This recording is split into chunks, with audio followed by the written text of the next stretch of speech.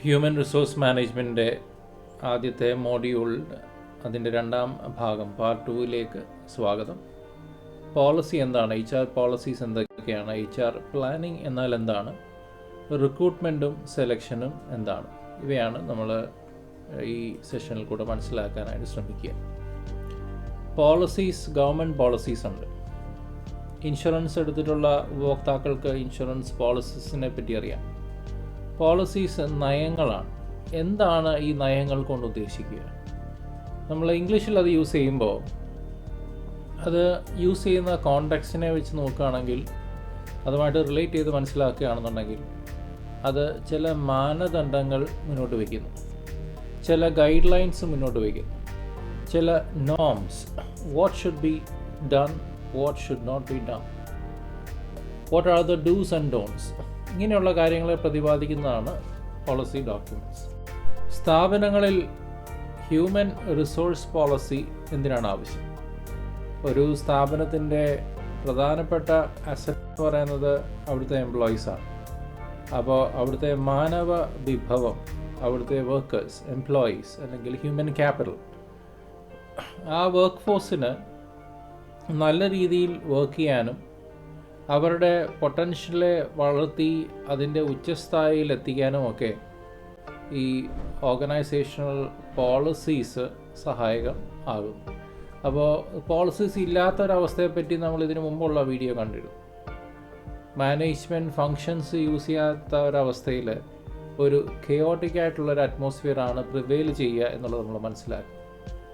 പൊതുവായിട്ടുള്ള കാര്യങ്ങൾ പ്രൊമോട്ട് ചെയ്യുക, അതായത് എംപ്ലോയീസിൻ്റെ മൊത്തമായിട്ടുള്ള ആവശ്യങ്ങൾ, ഓർഗനൈസേഷൻ്റെ മൊത്തമായിട്ടുള്ള ആവശ്യങ്ങളെ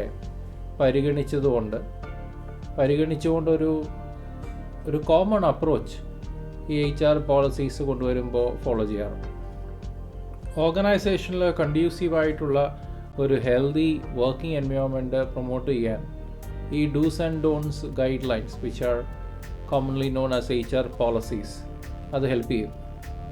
എംപ്ലോയീസിനെ വളർത്താനും HR പോളിസീസ് ഉണ്ട്. പുതുതായിട്ട് വരുന്ന എംപ്ലോയീസിന് അവർക്ക് മാർഗനിർദ്ദേശം നൽകുന്ന രീതിയിലുള്ള പോളിസി ഡോക്യുമെൻറ്റ്സ് ഉണ്ട്. ഉദാഹരണത്തിന്, ഒരു പ്രത്യേക തസ്തികയിലിരിക്കുന്ന എംപ്ലോയിക്ക് ഇന്ത്യയിൽ നിന്ന് വിദേശത്ത് പോയി വരാനായിട്ട് ഉള്ള ട്രാവൽ പോളിസിയിൽ ആ വ്യക്തിക്ക് ഏത് തരത്തിലുള്ള ഹോട്ടലിലാണ് താമസിക്കാൻ സാധിക്കുക, ഒരു 4 സ്റ്റാർ ഹോട്ടലിൽ സാധിക്കുമോ, അതോ 5 സ്റ്റാർ ഹോട്ടലിൽ സാധിക്കുമോ, 5 സ്റ്റാർ ഹോട്ടൽ അതോ VP ലെവലിന് മുകളിലുള്ളവർക്ക് മാത്രമാണോ, ഞാൻ പ്ലെയിൻ ടിക്കറ്റ് എടുക്കുകയാണെന്നുണ്ടെങ്കിൽ അത് ബിസിനസ് ക്ലാസ് ടിക്കറ്റാണോ എടുക്കേണ്ടത്, എക്കണോമി ക്ലാസ് ടിക്കറ്റാണോ എടുക്കുന്നത് എന്നിങ്ങനെയുള്ള നിർദ്ദേശങ്ങൾ ആ ട്രാവൽ പോളിസി ഡോക്യുമെൻ്റ് ഉണ്ടാവും. അപ്പോൾ HR പോളിസി എന്ന് പറയുമ്പോൾ അതിൻ്റെ ഉള്ളിൽ ഒത്തിരി സബ്സെറ്റ്സ് അല്ലെങ്കിൽ സബ് കാറ്റഗറീസ് ഉണ്ടാകും. ഇനിയും എംപ്ലോയീസിനെ വളർത്തുന്ന കാര്യത്തെ പറ്റിയാണ് നമ്മൾ കുറച്ച് മുമ്പ് പറഞ്ഞത്. കറക്റ്റായിട്ട് മെറിറ്റ് ബേസ് ചെയ്തുകൊണ്ടുള്ള എംപ്ലോയീസിനെ ഓർഗനൈസേഷൻ്റെ പെർഫോമൻസ് അപ്രൈസൽ മെക്കാനിസം വഴി വിലയിരുത്തിയതിന് ശേഷം അവരെ റെക്കഗ്നൈസ് ചെയ്യുകയും ഓർഗനൈസേഷൻ്റെ പ്രൊമോഷണൽ പോളിസി റെഫർ ചെയ്തിട്ട് അത് എന്താണ് പ്രൊമോഷണൽ പോളിസി ഡോക്യുമെൻറ്റ് മെൻഷൻ ചെയ്യുന്നത്, ആ ഗൈഡ് ലൈൻസ് ഫോളോ ചെയ്ത് അർഹിക്കുന്ന എംപ്ലോയീസിനെ പ്രൊമോട്ട് ചെയ്യുക. അപ്പോൾ അത് വളരെ സുതാര്യമായിട്ടുള്ള ഒരു നടത്തിപ്പിന് കാരണമാകും. കറക്റ്റായിട്ടുള്ള ഒരു താലന്തിനെ, കറക്റ്റായിട്ടുള്ള ഒരു സ്കിൽ സെറ്റ് മാച്ച് ചെയ്തിട്ട് ഒരു പൊസിഷന് പ്ലേസ് ചെയ്യണം, ആ വേക്കൻസി ക്ലോസ് ചെയ്യണം എന്നുള്ളത് റിക്രൂട്ട്മെൻറ്റ് അഥവാ ടാലൻറ്റ് ആക്വിസിഷൻ പോളിസി ഡോക്യുമെൻറ്റിൽ മെൻഷൻ ചെയ്യുന്നു. ഓർഗനൈസേഷൻ്റെ എംപ്ലോയീസിൻ്റെ കണ്ടിന്യൂസ് ആയിട്ടുള്ള ഡെവലപ്മെൻറ്റിന് വേണ്ടിയിട്ട് ഈ പല പോളിസി ഡോക്യുമെൻറ്റ്സും, പ്രത്യേകിച്ച് ട്രെയിനിങ് ആൻഡ് ഡെവലപ്മെൻറ്റുമായിട്ട് ബന്ധപ്പെട്ട പോളിസി ഡോക്യുമെൻറ്റ്സിലൊക്കെ അതിൻ്റെ ഗൈഡ് ലൈൻസ് ഉണ്ടാകും. ഒരാൾക്ക് റീസ്കില്ല് ചെയ്യാനായിട്ട് ഉള്ള അവസരം, ഒരാൾക്ക് അപ്സ്കില്ല് ചെയ്യാനുള്ള അവസരം, ഒരു സ്കിൽ അഡീഷണലായിട്ട് ലഭ്യമാകുകയാണ് അപ്സ്കില്ലിംഗ് കൊണ്ട് ഉദ്ദേശിക്കുന്നത്. അപ്പോൾ ഈ മേഖലകളെല്ലാം നമ്മൾ പരിഗണിക്കുകയാണെന്നുണ്ടെങ്കിൽ HR പോളിസി ഡോക്യുമെൻറ്റ്സ് എംപ്ലോയീസിനെയും ഓർഗനൈസേഷനെയും it helps facilitate a very conducive and a growth promoting atmosphere for both the employee, or the plural form employees, as well as the employer. Trade യൂണിയനുകൾ നിലനിൽക്കുന്ന സ്ഥാപനങ്ങളാണെന്നുണ്ടെങ്കിൽ അവയ്ക്ക് കൊടുക്കേണ്ട ആ സ്ഥാനം അവരെ റെക്കഗ്നൈസ് ചെയ്യുന്നതുമായിട്ട് ബന്ധപ്പെട്ട പോളിസി ഡോക്യുമെൻറ്റ്സ് അത് കൊണ്ടുവരുമ്പോൾ ട്രേഡ് യൂണിയനിലുള്ളവർക്ക് ഒരു സെൽഫ് സാറ്റിസ്ഫാക്ഷനും ഒരു റെക്കഗ്നീഷനും ഒക്കെ കിട്ടും. അതായത് ഞങ്ങളെ കൺസിഡർ ഉണ്ടല്ലോ എന്നുള്ളൊരു ഫീൽ. കളക്റ്റീവ് ബാർഗനിങ്ങിനൊക്കെ തീർച്ചയായിട്ടും ഹെൽപ്പാവും.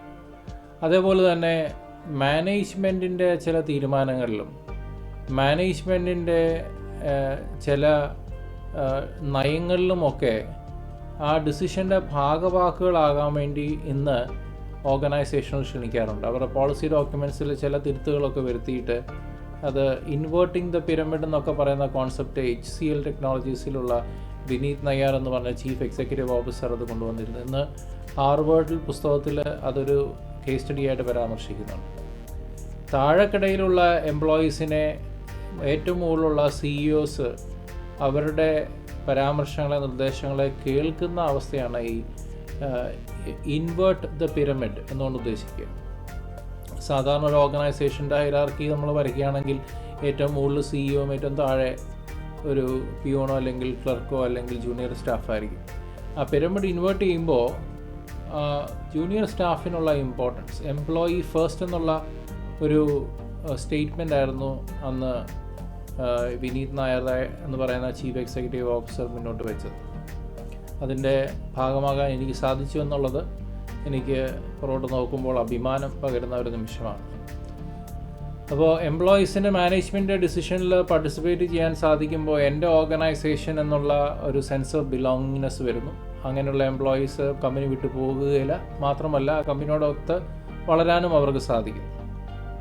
ചേഞ്ച് മാനേജ്മെൻറ്റിനെ ഫെസിലിറ്റേറ്റ് ചെയ്യാനായിട്ട് പോളിസീസ് സഹായകമാകും. ഓർഗനൈസേഷനിൽ ചേഞ്ച് അനിവാര്യമാണ്. Change is the only constant. അപ്പോൾ ചേഞ്ചിനോട് അഡാപ്റ്റ് ചെയ്യാത്ത ഓർഗനൈസേഷൻ പതുക്കെ അവർ ഫേസ്ഡ് ഔട്ട് ആയിട്ട് പോകേണ്ടതായിട്ട് വരും, അല്ലെങ്കിൽ വലിയ പ്ലെയേഴ്സ് അവരെ അക്വയർ ചെയ്യും. അപ്പോൾ ചേഞ്ചസ് കൊണ്ട് പ്രോഡക്ട്സ് ചേഞ്ച് ചെയ്യുകയും അവർ R&D കൂടുതൽ റിഫൈൻഡായിട്ട് റിസർച്ച് ആൻഡ് ഡെവലപ്മെൻറ്റ് കൂടുതൽ റിഫൈൻഡായിട്ടൊക്കെ മാറ്റാനായിട്ട് സാധിക്കുകയും ഓർഗനൈസേഷനിൽ പുതിയൊരു ചേഞ്ച് എംബ്രേസ് ചെയ്യാൻ നേരം ഒത്തിരി റെസിസ്റ്റൻസ് സ്ഥാപനത്തിൻ്റെ ഉള്ളിൽ നിന്ന് വരും. പ്രത്യേകിച്ച് പ്രായമായിട്ടുള്ള റിട്ടയർമെൻറ്റ് സ്റ്റേജിലിരിക്കുന്നവർക്കൊക്കെ ആ ചേഞ്ചസ് ഉൾക്കൊള്ളാനായിട്ട് അവർക്ക് ബുദ്ധിമുട്ടായിരിക്കും. അപ്പോൾ HR ഒരു വലിയ പങ്ക് വഹിക്കുന്നുണ്ട്. ഒന്ന്, അവർ തന്നെ ഒരു ചേഞ്ച് ഏജൻ്റായിട്ട് അതിൻ്റെ അംബാസഡേഴ്സായിട്ടിരിക്കുന്നതോടൊപ്പം തന്നെ എംപ്ലോയീസിനെ ആ ഓർഗനൈസേഷൻ അറ്റ് ലാർജ് അവരെ ആ ചേഞ്ച് പ്രോസസ്സിൽ കൂടെ വളരെ സ്മൂത്തായിട്ട് കൊണ്ടുപോകുന്ന അവസ്ഥ. അത് ഈ ചേഞ്ച് മാനേജ്മെൻറ്റുമായിട്ട് ബന്ധപ്പെട്ട പോളിസി ഡോക്യുമെൻറ്റ്സൊക്കെ HR മെൻഷൻ ചെയ്യും. അപ്പോൾ ഒരു ഓർഗനൈസേഷനിൽ ചേഞ്ച് അനിവാര്യമായിട്ട് വരുമ്പോൾ അത് ഇംപ്ലിമെൻറ്റ് ചെയ്യാനും നമുക്ക് ഈ പോളിസി ഡോക്യുമെൻറ്റ്സ് റെഫർ ചെയ്യാം. അത് പോളിസി ക്രിയേറ്റ് ചെയ്ത HR മാനേജർ ചിലപ്പോൾ ആ കമ്പനി വിട്ട് വേറൊരു കമ്പനി ജോയിൻ ചെയ്തിട്ടുണ്ടാവും.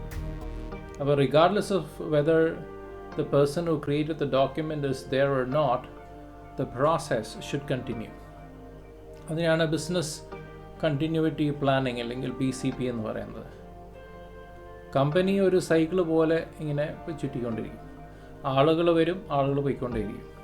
അപ്പോൾ ഈ പോളിസി ഡോക്യുമെൻറ്റ്സ് ഉള്ളത് കൊണ്ട് അത് റെഫർ ചെയ്ത് കമ്പനിയുടെ സുഗമമായ മുന്നോട്ടുള്ള നടത്തിപ്പിന് വേണ്ടിയിട്ട് ഈ HR പോളിസി ഡോക്യുമെൻറ്റ്സ് പ്രത്യേകിച്ച് വർക്ക് ഫോഴ്സിൻ്റെ സുഗമമായ നടത്തിപ്പിന് വേണ്ടിയിട്ട് സഹായകമാകും.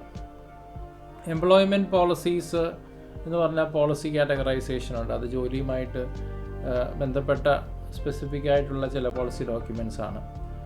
ഉദാഹരണത്തിന് എല്ലാവർക്കും ഒരേ രീതിയിലുള്ള ഓപ്പർച്യൂണിറ്റി കൊടുക്കുക, വേർതിരിവ് കാണിക്കരുത് എന്നൊക്കെയുള്ള പരാമർശങ്ങൾ അതിലുണ്ടാവും. പിന്നെ സ്ഥാപനത്തിൻ്റെതായിട്ടുള്ള പ്രൊമോഷണൽ പോളിസിയെ പറ്റി, കുറച്ച് മുമ്പ് ഞാൻ ട്രാവൽ പോളിസിയെ പറ്റി പറഞ്ഞതുപോലെ തന്നെ സ്ത്രീകൾക്ക് മെറ്റേണിറ്റി ബെനിഫിറ്റുമായിട്ട് ബന്ധപ്പെട്ട് മദർഹുഡിനെ റെസ്പെക്റ്റ് ചെയ്യുന്ന രീതിയിലും അതേപോലെ തന്നെ ഫാദർഹുഡിനെ റെസ്പെക്റ്റ് ചെയ്യുന്ന രീതിയിലും പെറ്റേണിറ്റി ലീവ് പോളിസിയും മെറ്റേണിറ്റി ലീവ് പോളിസിയും ഒക്കെ ഓർഗനൈസേഷനുണ്ട്. ഓർഗനൈസേഷനിലുള്ള എംപ്ലോയീസിനെ ഡെവലപ്മെൻറ്റ് നടത്തുന്നതുമായിട്ട് ബന്ധപ്പെട്ട developmental policies, those are meant towards rewarding and awarding the deserving employees. It also clearly mentions how an employee would approach a particular person or an HR counselor in the organization, when he or she should be approaching that person seeking advice on how his or her career is going to progress within the same team or across other functions in the organization. അപ്പോൾ അവനവൻ്റെ ടീമിൽ മാത്രം ഇരുന്നിട്ടല്ല, നമുക്ക് താല്പര്യമുള്ള വേറൊരു ഡിപ്പാർട്ട്മെൻറ്റിൽ കൂടെ മാറിയിട്ടാണെങ്കിലും എനിക്ക് എൻ്റെ കരിയർ ഗ്രാഫിനെ പറ്റിയുള്ള വ്യക്തത എനിക്ക് ഓർഗനൈസേഷൻ്റെ ആ കരിയർ ഡെവലപ്മെൻറ്റ് പോളിസിയുമായിട്ട് ബന്ധപ്പെട്ട ഡോക്യുമെൻറ്റിൽ തീർച്ചയായിട്ടും റെഫർ ചെയ്യാനായിട്ട് സാധിക്കും. പെർഫോമൻസ് അപ്രൈസലുമായിട്ട് ബന്ധപ്പെട്ട പോളിസി ഡോക്യുമെൻറ്റ്സ് ഉണ്ട്. എപ്പോഴാണ് ഒരു എംപ്ലോയി പെർഫോമൻസ് അപ്രൈസലിന് വിധേയമാകേണ്ടത് അല്ലെങ്കിൽ വിധേയനാകേണ്ടത്, അവിടെ ഏത് തരത്തിലുള്ള റേറ്റിംഗ് മെക്കാനിസമാണ്, ഒരു 5 സ്കെയിൽ റേറ്റിംഗ് ആണോ, 7 സ്കെയിൽ റേറ്റിംഗ് ആണോ, 4 സ്കെയിൽ റേറ്റിംഗ് ആണോ എന്നിങ്ങനെയുള്ള പ്രതിപാദനങ്ങളുണ്ടാവും. ഓരോ റേറ്റിംഗ് സ്കെയിൽ ഉദ്ദേശിക്കുന്നത് ഇങ്ങനെയാണ്. ആ റേറ്റിങ്ങിൻ്റെ വെളിച്ചത്തിൽ ഇങ്ങനെയുള്ള തീരുമാനങ്ങളാണ് സാധാരണ ഓർഗനൈസേഷൻ എടുക്കുക. സാലറി ചേഞ്ച് ചെയ്യുന്നതും പ്രൊമോഷന് കാരണമാകുന്നതായിട്ടുള്ള റേറ്റിംഗ്, അതുപോലെ തന്നെ എത്ര വർഷമാണ് ഒരു പൊസിഷനിൽ ഇരിക്കേണ്ടത് പ്രൊമോഷൻ അർഹനാകാൻ അല്ലെങ്കിൽ അർഹയാകാൻ, ഇങ്ങനെയുള്ള കാര്യങ്ങളൊക്കെ വളരെ കൃത്യമായിട്ട് അതിൽ മെൻഷൻ ചെയ്തിട്ടുണ്ട്. ഇനിയും മറ്റുള്ള എംപ്ലോയീസുമായിട്ട് ബന്ധപ്പെട്ട് റിലേറ്റ് ചെയ്തുകൊണ്ട് ഉള്ള ചില പോളിസി ഡോക്യുമെൻറ്റ്സിൽ ഈ ഓർഗനൈസേഷൻ ഫോളോ ചെയ്യുന്ന വിഷൻ സ്റ്റേറ്റ്മെൻറ്റ്, മിഷൻ സ്റ്റേറ്റ്മെൻറ്റ്, ഇത് ഈ ഓർഗനൈസേഷൻ്റെ ലീഡർഷിപ്പ് രീതി, ഈ ഓർഗനൈസേഷൻ പ്രൊമോട്ട് ചെയ്യുന്ന ലീഡർഷിപ്പ് സ്റ്റൈൽ എങ്ങനെയാണ്, കളക്റ്റീവ് ബാർഗൈനിങ്ങിൻ്റെ അനിവാര്യത, കളക്റ്റീവ് ബാർഗൈനിങ് കൊണ്ട് ഓർഗനൈസേഷനിൽ എന്തൊക്കെ കാര്യങ്ങൾ സാധിച്ചെടുക്കാം, ഇങ്ങനെയുള്ള കാര്യങ്ങളൊക്കെ പോളിസി ഡോക്യുമെൻറ്റിൽ ഹ്യൂമൻ റിലേഷൻസ് പോളിസിയുമായിട്ട് ബന്ധപ്പെട്ട ഡോക്യുമെൻറ്റ്സിൽ മെൻഷൻ ചെയ്തിട്ടുണ്ടാകും. അടുത്തത് HR പ്ലാനിംഗ് ആണ്, HRP ഇൻ ഷോർട്ട്. നമ്മൾ കടയിൽ പോയി ഒരു സാധനം വാങ്ങിക്കാനാണെന്നുണ്ടെങ്കിൽ വീട്ടിൽ ആ സാധനം ഇല്ല, ആവശ്യമാണ് എന്ന് തോന്നി നമ്മൾ അതിൻ്റെ ബഡ്ജറ്റ് നിജപ്പെടുത്തുകയും എത്രയാണ് വേണ്ടത്, എന്തിനു വേണ്ടത് എന്നുള്ളത് മനസ്സിലാക്കുകയും അതിന് പ്രയോറിറ്റി ഉണ്ടോ അല്ലെങ്കിൽ അത് അതിൻ്റെ കോസ്റ്റ് ഡെഫർ ചെയ്യാനായിട്ട് സാധിക്കുമോ, ഇങ്ങനെയുള്ള കാര്യങ്ങൾ വിലയിരുത്തിയതിന് ശേഷമാണ് നമ്മൾ അതിൻ്റെ ലഭ്യതയെ മനസ്സിലാക്കി നമ്മളത് വാങ്ങിക്കാനായിട്ട് പുറപ്പെടുക. ചിലപ്പോൾ ഡിമാൻഡ് ഭയങ്കരമായിട്ട് കൂടിയിരിക്കുന്ന സമയത്ത് പ്രൈസ് കൂടുതലായിരിക്കും. അതിന് പെർഫെക്റ്റ് ആയിട്ടുള്ള സബ്സ്റ്റിറ്റ്യൂട്ട്സ് ഇല്ലാത്തൊരു മാർക്കറ്റിലാണെന്നുണ്ടെങ്കിൽ തൽക്കാലം ഇപ്പോൾ വാങ്ങിക്കാതെ കുറച്ച് നാൾ കഴിഞ്ഞിട്ട് നമുക്കത് വാങ്ങിക്കാം, അതില്ലാണ്ടേ നമുക്ക് മുന്നോട്ട് പോകാൻ സാധിക്കും എന്നുള്ള തീരുമാനങ്ങൾ ഒരു വീട്ടുടമസ്ഥൻ എടുക്കുന്നത് പോലെ ഒരു ഓർഗനൈസേഷൻ്റെ HR പ്ലാനിങ് ആ ഓർഗനൈസേഷൻ്റെ വർക്ക് ഫോഴ്സ് റിക്വയർമെൻറ്റുമായിട്ട് ബന്ധപ്പെട്ടാണ് നമ്മൾ മനസ്സിലാക്കേണ്ടത്. ഓർഗനൈസേഷൻ്റെ ഗോൾ, ആ ഷോർട്ട് ടേം ഗോളും ലോങ് ടേം ഗോളിനെയും കോംപ്ലിമെൻ്റ് ചെയ്യുന്ന രീതിയിലായിരിക്കും ഓർഗനൈസേഷൻ്റെ വർക്ക് ഫോഴ്സ് റിക്വയർമെൻറ്റ്സും വരിക. എത്ര ക്ലയൻസ് ഉണ്ടോ, ക്ലയൻറ്റിൻ്റെ റിക്വയർമെൻറ്റ് എന്താണ്, ആ റിക്വയർമെൻറ്റിനെ മീറ്റ് ചെയ്യാനായിട്ടുള്ള മാൻ പവർ കപ്പാസിറ്റി നമുക്കുണ്ട്. ഇനിയും മാൻ പവർ കപ്പാസിറ്റി ഉണ്ടെന്നുണ്ടെങ്കിൽ are they capable enough, are they trained, or are they going through A development plan to ensure that the client's requirements are met on a day-to-day basis. അപ്പോൾ ആളുകളെ കൊണ്ടുവരുന്നതുമായിട്ട് ബന്ധപ്പെട്ട ചില ഇത് നമ്മൾ recruitment അല്ല പറയുക, planning സ്റ്റേജാണ്. അപ്പോൾ ഈ പ്ലാനിങ് സ്റ്റേജിൻ്റെ ഔട്ട്പുട്ടാണ് ടാലൻറ്റ് അക്വിസിഷൻ ടീമിൽ അവരുടെ ഇൻപുട്ടായിട്ട് ചെല്ലുക. അപ്പോൾ ഇതിനെ വർക്ക് ഫോഴ്സ് മാനേജ്മെൻറ്റിൻ്റെ ഭാഗമാണ് ഈ HR പ്ലാനിങ് എന്ന് വേണമെങ്കിൽ നമുക്ക് മനസ്സിലാക്കാം. ഒരു ഓർഗനൈസേഷൻ്റെ ഓരോ ഡിപ്പാർട്ട്മെൻറ്റുള്ള ഇൻഡിവിജ്വൽ റിക്വയർമെൻറ്റ്സ് ഓരോ ഡിപ്പാർട്ട്മെൻറ്റിലെയും ഹെഡ്സ് കൊളേറ്റ് ചെയ്തിട്ടായിരിക്കും അത് ഓർഗനൈസേഷന് സമർപ്പിക്കുക. അപ്പോൾ അവർ ഒരു കോസ്റ്റ് ബെനിഫിറ്റ് അനാലിസിസ് നടത്തുകയൊക്കെ ചെയ്യും. കപ്പാസിറ്റി യൂട്ടിലൈസേഷൻ എന്നുള്ള കോൺസെപ്റ്റൊക്കെ നമ്മുടെ പുസ്തകത്തിലില്ല, പക്ഷേ അത് ഓർഗനൈസേഷനിൽ യൂസ് ചെയ്യുന്ന ടേമാണ് വർക്ക് ഫോഴ്സ് മാനേജ്മെൻറ്റുമായിട്ട് ബന്ധപ്പെട്ട്. ഇപ്പോൾ എത്ര മാൻ പവറാണ് നമുക്കുള്ളത്, അത് നിജസ്ഥിതി, നമ്മുടെ വീട്ടിൽ സാധനങ്ങൾ ഇപ്പോൾ എത്രയുണ്ട്, ഇനി എത്ര ഈ മാസത്തേക്ക് വേണം, അടുത്ത 2 മാസത്തേക്ക് ഷോർട്ടേജ് ഉണ്ടെന്നുണ്ടെങ്കിൽ അതിന് എക്സ്പയറി ഡേറ്റ് കുറച്ച് നീളമുള്ളതാണെന്നുണ്ടെങ്കിൽ നമുക്ക് വാങ്ങിക്കുന്നതിൽ അർത്ഥമുണ്ട്. ഓർഗനൈസേഷൻ്റെ നിലവിലുള്ള മാൻ പവറിൻ്റെ എണ്ണം കണക്കാക്കുക. എനിക്ക് ഓപ്റ്റിമലി എൻ്റെ ക്ലയൻറ്റിനെ സപ്പോർട്ട് ചെയ്യാൻ 1000 എംപ്ലോയീസ് വേണമെന്നാൽ എനിക്കിപ്പോൾ ഉള്ളത് 750 ആണെങ്കിൽ അവിടെ 250ൻ്റെ ഒരു ഷോർട്ട് ഫോൾ ഉണ്ടെന്നുള്ളത് എനിക്ക് മനസ്സിലാക്കാനായിട്ട് സാധിക്കും. അപ്പോൾ മാർക്കറ്റിൽ എനിക്ക് 250 കാൻഡിഡേറ്റ്സിനെ കിട്ടുമോ, ആപ്ലിക്കൻസിനെ കിട്ടുമോ, അവർക്ക് ഇന്ന സ്കിൽ സെറ്റ്സ് ആവശ്യമുണ്ട്. I have a demand for the skill set, but is there a supply in the market. അപ്പോൾ ആ ഡിമാൻഡ് സപ്ലൈ റേഷ്യോ മനസ്സിലാക്കുകയും ആ ഡിമാൻഡ് സപ്ലൈയുടെ the interplay between these two terms, അത് HR പ്ലാനിങ്ങിൽ വളരെ സിഗ്നിഫിക്കൻ്റ് ആയിട്ടുള്ളൊരു ആസ്പെക്റ്റാണ്. അപ്പോൾ എംപ്ലോയീസിന് ആവശ്യമായിട്ടുള്ള വർക്ക് എൻവയോൺമെൻറ്റ് ക്രിയേറ്റ് ചെയ്യുന്ന ഒരു ഇൻഡിക്കേഷനും ഇതിൽ വരുന്നുണ്ട്. എനിക്ക് ഇത്ര പേരെ ആവശ്യമുണ്ടെന്നുണ്ടെങ്കിൽ അതിനനുസരിച്ചിട്ടുള്ള ഇൻഫ്രാസ്ട്രക്ചറും എനിക്ക് വേണം. 1000 പേരെ കൊണ്ട് വരാനായിട്ട് എനിക്ക് ഒരു ആവശ്യമുണ്ട്, പക്ഷേ 1000 പേർക്ക് ഇരിക്കാൻ എനിക്ക് കസേര ഇല്ലെന്നുണ്ടെന്നുണ്ടെങ്കിൽ that is an indication of poor planning. അതുമാത്രമല്ല, നമ്മൾ ഒരു പ്ലാനിങ് നടത്തിയതിന് ശേഷം ഓൺ എ കണ്ടിന്യൂവസ് ബേസിസ് ഓരോ വർഷവും നമ്മൾ ഈ എക്സസൈസ് ചെയ്യും, ഓർഗനൈസേഷനിൽ ചെയ്യും. അപ്പോൾ നമ്മൾ നടത്തുന്ന പ്ലാനിങ്ങിൻ്റെ ഒരു അപ്രൈസൽ, അതിൻ്റെ ഒരു ഇവാലുവേഷൻ, അതിൻ്റെ ഒരു ഓഡിറ്റും കൂടെ നടത്തണം. നമ്മൾ ഈ ചെയ്യുമ്പോൾ നമ്മൾ നമ്മുടെ മാർക്കറ്റിലുള്ള മറ്റ് ഫോഴ്സസ്, ചില കേസിൽ പെസ്റ്റ് അനാലിസിസും മറ്റ് ചില കേസിൽ പെസ്റ്റൽ അനാലിസിസും ഒക്കെ ചെയ്യേണ്ടതായിട്ട് വന്നേക്കാം. നമ്മുടെ comparative landscape, how are our competitors doing in the market, are they looking at us to tap our talents for their needs. ചിലപ്പോൾ അടുത്ത മാസം നമ്മൾ ഉദ്ദേശിക്കാത്ത സമയത്തായിരിക്കും നമ്മളുടെ ഓർഗനൈസേഷനിൽ നിന്ന് ഒരു 30 പേര് ഒരുമിച്ച് റെസിഗ്നേഷൻ ലെറ്റർ അവർ ടെൻഡർ ചെയ്തതിന് ശേഷം നമ്മുടെ കോമ്പറ്റീറ്ററിൻ്റെ ഓർഗനൈസേഷനിൽ പോയി ജോയിൻ ചെയ്യുക. അപ്പോൾ കമ്പാരിറ്റീവ് ലാൻഡ്സ്കേപ്പ് മനസ്സിലാക്കുകയും നമ്മൾ മാൻ പവർ പ്ലാനിങ് നടത്തുമ്പോൾ ഇതുപോലുള്ള ഫാക്ടേഴ്സും കൂടെ ഫാക്ടർ ഇൻ ചെയ്യണം. We should be able to accommodate these aspects also, which are very real and happening around us. അപ്പോൾ അതിനെപ്പറ്റി കോഗ്നിസൻ്റ് ആയിരിക്കണം ഈ HR പ്ലാനിങ് എന്നുള്ള എക്സസൈസ് ചെയ്യുന്ന HR മാനേജേഴ്സും മാനേജ്മെൻറ്റ് ടീമിലുള്ള റെപ്രസെൻറ്റേറ്റീവ്സൊക്കെ. ഇത്രയുമാണ് HR പ്ലാനിങ്ങുമായിട്ട് ബന്ധപ്പെട്ട് മനസ്സിലാക്കേണ്ടത്. ഇനി നമ്മൾക്ക് റിക്രൂട്ട്മെൻറ്റും സെലക്ഷനും രണ്ടും പരസ്പര ബന്ധപ്പെട്ടിരിക്കുന്നതാണ്. റിക്രൂട്ട്മെൻറ്റിന് ശേഷമാണ് സെലക്ഷൻ വരിക. ഓർഗനൈസേഷനിലെ വേക്കൻസീസ് ഫില്ല് ചെയ്യാനായിട്ട് നടക്കുന്ന ഒരു പ്രക്രിയയാണ് ഈ റിക്രൂട്ട്മെൻറ്റ്. അതിൻ്റെ പര്യായപദമായിട്ട് ടാലൻറ്റ് ആക്വിസിഷൻ അല്ലെങ്കിൽ സ്റ്റാഫിംഗ് ഒക്കെ യൂസ് ചെയ്യാറുണ്ട്. ഇപ്പോൾ റിക്രൂട്ട്മെൻറ്റ് കൊണ്ട് അർത്ഥമാക്കുക ഓർഗനൈസേഷൻ്റെ ഉള്ളിലുള്ള വേക്കൻസിക്ക് അതിൽ യോജിച്ച ആളുകളെ കണ്ടെത്താനുള്ള ശ്രമഫലങ്ങളുടെ കളക്റ്റീവ് റെപ്രസെൻറ്റേഷനാണ് ഈ റിക്രൂട്ട്മെൻറ്റ് ആക്ടിവിറ്റീസ് കൊണ്ട് ഉദ്ദേശിക്കുന്നത്. ഇപ്പോൾ പല പരസ്യങ്ങളും നമ്മൾ നോക്കറി, മോൺസ്റ്റർ, ഇൻഡീഡ്, അതുപോലെ ഇൻ്റർനെറ്റിൽ മറ്റ് പല സൈറ്റ്സിലും ഒക്കെ വാക്ക് ഇൻ ഇൻ്റർവ്യൂ ആയിട്ടും ജോബ് അഡ്വർടൈസ്മെൻറ്റും ആയിട്ടും ചിലപ്പോൾ ചില സിനിമാ തിയേറ്ററിൽ ഇൻ്റർവെൽ സമയത്തുമൊക്കെ കാണിക്കാറുണ്ട്. പ്രത്യേകിച്ച് മെട്രോ സിറ്റീസിലൊക്കെ അത് ഈ കോവിഡിന് മുമ്പുള്ള അവസ്ഥയിലാണെങ്കിൽ അങ്ങനെ വന്നിരുന്നു. ചിലപ്പോൾ എയർപോർട്ടിൽ കൂടെയൊക്കെ പോകുന്ന സമയത്ത് എയർപോർട്ടിൽ ട്രാൻസിറ്റ് ബസ്സിൽ ഒക്കെ നമ്മുടെ കൈപിടിക്കുന്ന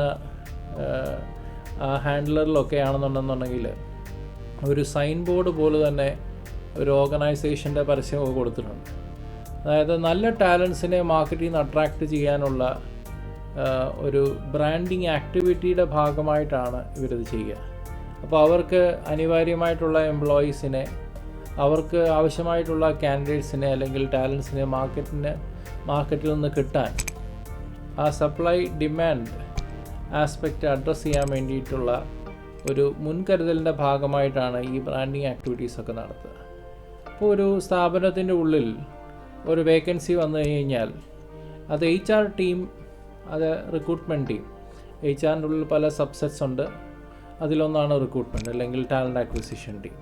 അപ്പോൾ അവരുടെ ജോലിയാണ് കമ്പനിയുടെ ഉള്ളിൽ നിന്നോ അല്ലെങ്കിൽ പുറത്തു നിന്നോ ആളെ കണ്ടെത്തി ആ വേക്കൻസി ക്ലോസ് ചെയ്യുക എന്നുള്ളത്. ആ വേക്കൻസി കുറേ നാളത്തേക്ക് ഓപ്പൺ ആയിരുന്നു കഴിഞ്ഞാൽ ഓർഗനൈസേഷന് കിട്ടേണ്ടതായിട്ടുള്ള വരുമാനം, അത് ക്ലയൻറ്റ് ഡിപ്പെൻഡൻ്റ് ആയിട്ടുള്ള ഒരു പൊസിഷനാണെന്നുണ്ടെങ്കിൽ ക്ലയൻറ്റിനെ അത് വല്ലാണ്ട് ബാധിക്കും.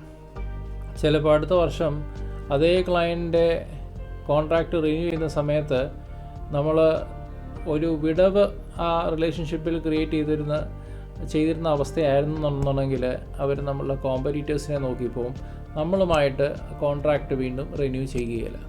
അപ്പോൾ ഒരു വേക്കൻസി ഒരു ഓർഗനൈസേഷനിൽ വന്നു കഴിഞ്ഞാൽ പ്രധാനമായിട്ടും രണ്ട്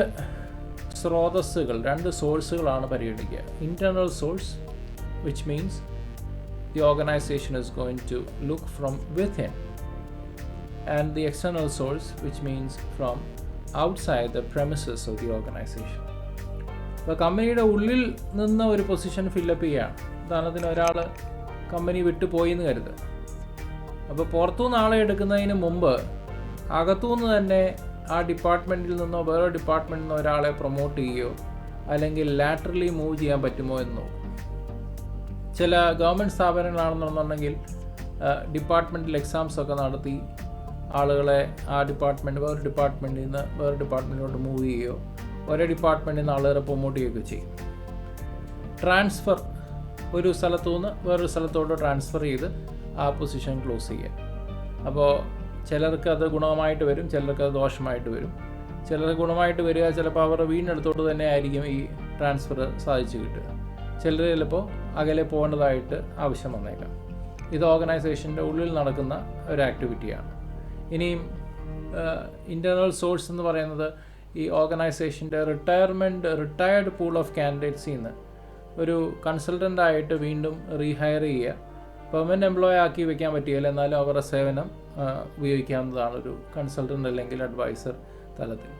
ഇൻറ്റേർണൽ അഡ്വർടൈസ്മെൻ്റ് എന്ന് പറയുന്നത് ഓർഗനൈസേഷൻ്റെ ഉള്ളിലെ ഇൻറ്റേർണൽ ജോബ് പോസ്റ്റിംഗ് ആണ്. പല ഓർഗനൈസേഷൻസിനും ഇതിനുമായിട്ട് ബന്ധപ്പെട്ട പോളിസി ഡോക്യുമെൻറ്റ്സ് തന്നെയുണ്ട്. അങ്ങനെ ആ പരസ്യം ഓരോ എംപ്ലോയീസിന് ഇമെയിലായിട്ടും അവരുടെ ഡെസ്ക്ടോപ്പ് അലേർട്ടായിട്ടും ഒക്കെ ഒരു പോപ്പപ്പ് മെസ്സേജായിട്ടൊക്കെ വരും. ഇത് അവർക്ക് അപേക്ഷിക്കാനും അതിൽ പറഞ്ഞിട്ടുള്ള ക്രൈറ്റീരിയ മീറ്റ് ചെയ്തിട്ടുണ്ടെന്നുണ്ടെങ്കിൽ അവർക്ക് ആ വേക്കൻസി ക്ലോസ് ചെയ്യാനായിട്ട് അവർക്ക് തന്നെ സാധിക്കും. അപ്പോൾ ഓർഗനൈസേഷനിൽ പലരും ഇന്ന് പുറത്ത് അഡ്വർടൈസ്മെൻറ്റ് കൊടുക്കുന്നതിന് മുമ്പ് ഓർഗനൈസേഷൻ്റെ ഉള്ളിൽ തന്നെ അത് മാച്ച് ചെയ്യുന്ന ആരെങ്കിലും ഉണ്ടോ, ആ സ്കിൽ സെറ്റുമായിട്ട് ബന്ധപ്പെട്ട ആരെങ്കിലും ഉണ്ടോ എന്ന് ചെക്ക് ചെയ്യാറുണ്ട്. ഇതുകൂടാണ്ട് മാനേജ്മെൻറ്റിൻ്റെ ഭാഗത്തു നിന്നോ അല്ലെങ്കിൽ ട്രേഡ് യൂണിയൻ്റെ ഭാഗത്തോ അല്ലെങ്കിൽ എംപ്ലോയീസിൻ്റെ മൊത്തമായിട്ടുള്ള ഒരു കളക്റ്റീവ് റെപ്രസെൻറ്റേഷനായിട്ട് ഒരു വ്യക്തിയെ ആ തസ്തിയിലേക്ക് റെക്കമെൻഡ് ചെയ്യുന്ന ചില സന്ദർഭങ്ങളും ഉണ്ടാവാറുണ്ട്. ഇതൊക്കെ ഇൻറ്റേർണൽ സോഴ്സസ് ആണ് ഒരു വേക്കൻസി ക്ലോസ് ചെയ്യാൻ. എക്സ്റ്റേർണൽ സോഴ്സസ് എന്തൊക്കെയാണ്? സ്ഥാപനത്തിൻ്റെ വലിയ മാനേജ്മെൻറ്റ് കൺസൾട്ടൻസിനെ ഹയർ ചെയ്യുക. KPMG, മെക്കൻസി, PwC ഇതൊക്കെ കൺസൾട്ടിങ് കമ്പനീസാണ്. അപ്പോൾ അവർ ആ ഓർഗനൈസേഷൻ ഒരു കൺസൾട്ടിങ് ഫീ ചാർജ് ചെയ്തിട്ടായിരിക്കും ഈ ഓർഗനൈസേഷനിലെ കുറച്ച് നാളത്തേക്ക് അല്ലെങ്കിൽ കുറച്ചേറെ ഒരു പീരിയഡിലേക്ക് ഒരു 1 year അല്ലെങ്കിൽ 3 year ടേമിൽ ഒക്കെ കൈപിടിച്ച് സഹായിക്കുകയും ആ ഓർഗനൈസേഷൻ അനിവാര്യമായിട്ടുള്ള ചില കാര്യങ്ങൾ ഇംപ്ലിമെൻറ്റ് ചെയ്യാനായിട്ടൊക്കെ സാധിക്കുകയും ചെയ്യാനായിട്ട് ഈ മാനേജ്മെൻറ്റ് കൺസൾട്ടിങ് അപ്രോച്ച് കൊണ്ട് സാധിക്കും. അപ്പോൾ അതൊരു പുറത്തുനിന്നുള്ള ഒരു ഹയറിംഗ് റിക്വയർമെൻറ്റാണ്. ഇനിയും സ്റ്റാഫിംഗ് ഏജൻസീസ്, അഡീക്കോ, മാൻപവർ INC, കെലി എന്നൊക്കെ പറയുന്ന സ്ഥാപനങ്ങൾ ലോകപ്രശസ്തമായിട്ടുള്ള സ്റ്റാഫിംഗ് ഏജൻസീസാണ്. മാർക്കറ്റിൽ നിന്നുള്ള കാൻഡിഡേറ്റ്സിനെ ഓർഗനൈസേഷന് വേണ്ടി കണ്ടുപിടിച്ച് കൊടുക്കുന്നതിൽ അവരൊരു ഫീസ് ചാർജ് ചെയ്യും.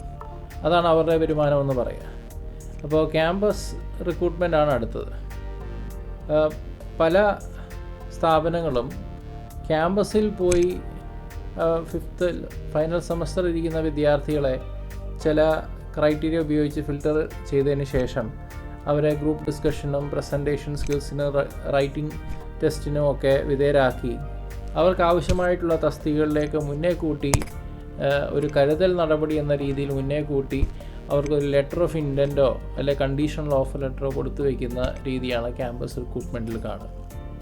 പത്രത്തിലുള്ള പരസ്യം നമ്മൾക്ക് സുപരിചിതമാണ്. മനോരമയിലോ ഹിന്ദുവിലോ ഇന്ത്യൻ എക്സ്പ്രസ്സിലോ അല്ലെങ്കിൽ ഓൺലൈൻ പത്രങ്ങളുടെ എഡിഷനിലൊക്കെ വരുന്ന ജോബ് അഡ്വർടൈസ്മെൻറ്റ്സ്. ഇൻ്റർനെറ്റിൽ ഉള്ള അഡ്വർടൈസ്മെൻറ്റ് ഇന്ന് പ്രത്യേകിച്ച് പാൻഡമിക്കിൻ്റെ സിറ്റുവേഷനിൽ എല്ലാവർക്കും സുപരിചിതമാണ്. സോഷ്യൽ മീഡിയ ഒരു എക്സ്റ്റേണൽ സോഴ്സായിട്ട് നമുക്ക് യൂസ് ചെയ്യാം. ഇന്ന് പരസ്യങ്ങൾ സോഷ്യൽ മീഡിയ വഴി എല്ലാവർക്കും റീച്ച് ചെയ്യുന്ന ഒരവസ്ഥയാണ്. പരസ്പരം അങ്ങോട്ടും ഇങ്ങോട്ടും സഹായിക്കുന്ന ഒരു മനസ്ഥിതി പാൻഡമിക്കിൻ്റെ സമയത്ത് ഞാനും കണ്ടിരുന്നു. വാക്ക് ഇൻ ഇൻ്റർവ്യൂ, ഒരു ഓർഗനൈസേഷൻ ഒരു പരസ്യം ഇട്ടിട്ട് പറയുകയാണ്, ഇന്ന ദിവസം മുതൽ ഇന്ന ദിവസം വരെ ഇന്ന സമയം, അവരൊരു 3 hour or 4 hour വിൻഡോ ആയിരിക്കും കൊടുക്കുക. ഞങ്ങളുടെ ബ്രാഞ്ച് ഇന്ന സ്ഥലത്ത് നിങ്ങൾ വരണം, നിങ്ങളുടെ ബയോഡാറ്റ കരുതണം, ഫോട്ടോ കൊണ്ടുവരണം, നിങ്ങളുടെ എഡ്യൂക്കേഷണൽ ക്വാളിഫിക്കേഷൻ്റെ കോപ്പീസ് കൊണ്ടുവരണം. ഇങ്ങനെയുള്ള കാര്യങ്ങളൊക്കെ ആ പരസ്യത്തിൽ മെൻഷൻ ചെയ്തേ. ചില സന്ദർഭങ്ങളിൽ സ്പോട്ട് ഓഫേഴ്സ് കൊടുക്കാറുണ്ട്. അതായത് റിക്രൂട്ട്മെൻറ്റ് നടക്കുന്ന ആ ഫുൾ പ്രോസസ്സ് നടന്നു കഴിഞ്ഞാൽ ചിലപ്പോൾ സെലക്ഷൻ സംഭവിക്കുകയും നമ്മൾ പോയ ദിവസം തന്നെ വീട്ടിൽ തിരിച്ച് മടങ്ങി വരുന്ന വഴിക്ക് നമുക്ക് ഓഫർ ലെറ്റർ കിട്ടുകയും ചെയ്യാനായിട്ടുള്ള സാധ്യത സ്പോട്ട് ഓഫേഴ്സ് അഡ്വർടൈസ് ചെയ്യുന്ന കമ്പനികൾ അവരത് ഓഫർ ചെയ്യാറുണ്ട്. നമ്മൾ സെലക്ഷൻ എന്ന് പറഞ്ഞ ടേം റിക്രൂട്ട്മെൻറ്റിൻ്റെ ഭാഗമായിട്ട് ഞാൻ ചെറുതായിട്ടൊന്ന് സൂചിപ്പിച്ചെങ്കിലും റിക്രൂട്ട്മെൻറ്റിന് ശേഷം വരുന്ന ഒരു അടുത്ത സ്റ്റേജാണ് സെലക്ഷൻ. റിക്രൂട്ട്മെൻ്റ് എന്ന് പറയുന്നത് ആളുകളെ അട്രാക്റ്റ് ചെയ്യുകയും ഒരു പൊസിഷന് വേണ്ടിയിട്ടുള്ള ഒരു കാൻഡിഡേറ്റ് പൂൾ, നമ്മുടെ സ്വിമ്മിംഗ് പൂൾ പോലെ തന്നെ ഒരു കാൻഡിഡേറ്റ് പൂൾ, കുറേ ഷോർട്ട് ലിസ്റ്റഡ് ആയിട്ടുള്ള പ്രൊഫൈൽസ് ക്രിയേറ്റ് ചെയ്ത് വെക്കുന്ന അവസ്ഥയാണ് കാൻഡിഡേറ്റ് പൂൾ അല്ലെങ്കിൽ റെസ്യൂമെ പൂൾ, CV പൂൾ എന്നുകൊണ്ട് ഉദ്ദേശിക്കുക. അപ്പോൾ അതിൽ നിന്ന് ഏറ്റവും അനുയോജ്യയായ വ്യക്തിയെ സെലക്ട് ചെയ്യുക എന്നുള്ളതാണ് സെലക്ഷൻ എന്നുള്ള വാക്കുകൊണ്ട് ഉദ്ദേശിക്കുന്നത്. മറ്റ് കാൻഡിഡേറ്റ്സിനെ അപേക്ഷിച്ച്, അതായത് സമാനതകളുള്ള മറ്റ് കാൻഡിഡേറ്റ്സിനെ അപേക്ഷിച്ച് ഈ വ്യക്തി എന്തുകൊണ്ടാണ് എൻ്റെ സ്ഥാപനത്തിൽ ഏറ്റവും അനുയോജ്യൻ അല്ലെങ്കിൽ അനുയോജ്യ എന്നുള്ളതാണ് ഈ സെലക്ഷൻ പ്രോസസ്സ് കൊണ്ട് അർത്ഥമാക്കുക. അപ്പോൾ സെലക്ഷൻ പ്രോസസ്സിൻ്റെ ഭാഗമായിട്ട് ഒരു പൂൾ ഓഫ് കാൻഡിഡേറ്റ്സിൽ നിന്ന് ഏറ്റവും ബെസ്റ്റായിട്ടുള്ള കാൻഡിഡേറ്റിനെ സെലക്ട് ചെയ്തിട്ട് അവർക്ക് ഓഫർ കൊടുക്കുക എന്നുള്ളത് ഈ സെലക്ഷൻ പ്രോസസ്സിൽ കൂടെ അർത്ഥമാക്കുന്നുണ്ട്. ഇത് ഒരു വേറൊരു ആംഗിൾ വെച്ച് നോക്കുകയാണെങ്കിൽ ഇതിൽ കുറച്ച് നെഗറ്റിവിറ്റി ഉണ്ട്. കാരണം ബാക്കിയുള്ളവരെ വേണ്ട എന്ന് പറഞ്ഞ് മാറ്റി നിർത്തിയതിന് ശേഷമാണ് ഒരാൾക്ക് മാത്രമായിട്ട് ആ പെർട്ടിക്കുലർ പൂൾ ഓഫ് കാൻഡിഡേറ്റ്സിന് നമ്മൾ ചൂസ് ചെയ്യുക. അപ്പോൾ റിക്രൂട്ട്മെൻറ്റിന് ശേഷം വരുന്ന ഒരു ആക്ടിവിറ്റിയാണ് സെലക്ഷൻ.